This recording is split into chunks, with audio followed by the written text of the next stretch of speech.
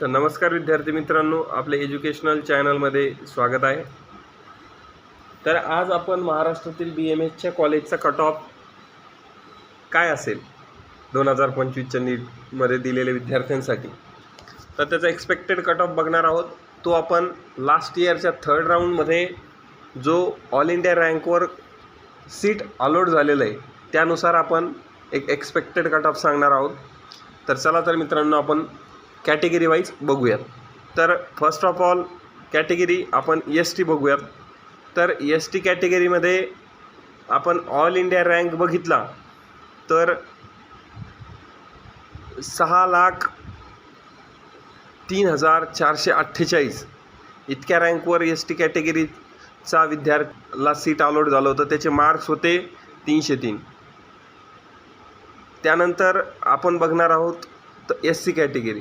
SC कॅटेगरीमध्ये 382 मार्क्सवर 4,10,283 all India rank होता।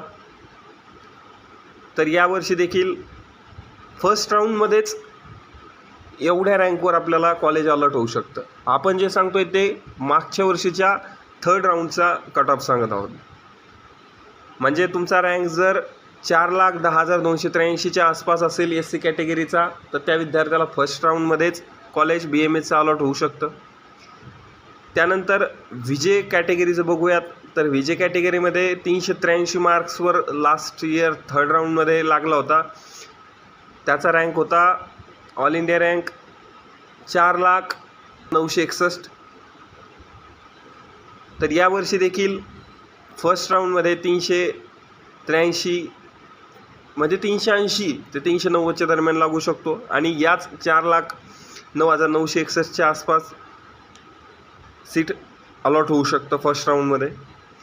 NT1 380 मार्क्सवर 4,15,618 मार्क ऑल इंडिया रँकवर लागला होता। नंतर NT2 कॅटेगरीचा 385 मार्क्सवर ऑल इंडिया रँक होता 4,04,513। नंतर बघूयात NT3 कॅटेगरी। NT3 कॅटेगरीला 382 मार्कवर ऑल इंडिया रँक होता 4,10,283। तर अशा प्रकारे याच ऑल इंडिया रँकच्या आसपास आपला यावर्षीसुद्धा फर्स्ट राऊंडचा कट ऑफ जाऊ शकतो। त्यामुळे विद्यार्थी मित्रांनो, यावेळेस पॅनिक होण्याची गरज नाही आहे। सगळ्यांनाच अवघड गेला पेपर, सो कट ऑफसुद्धा कमी गेलेला आहे।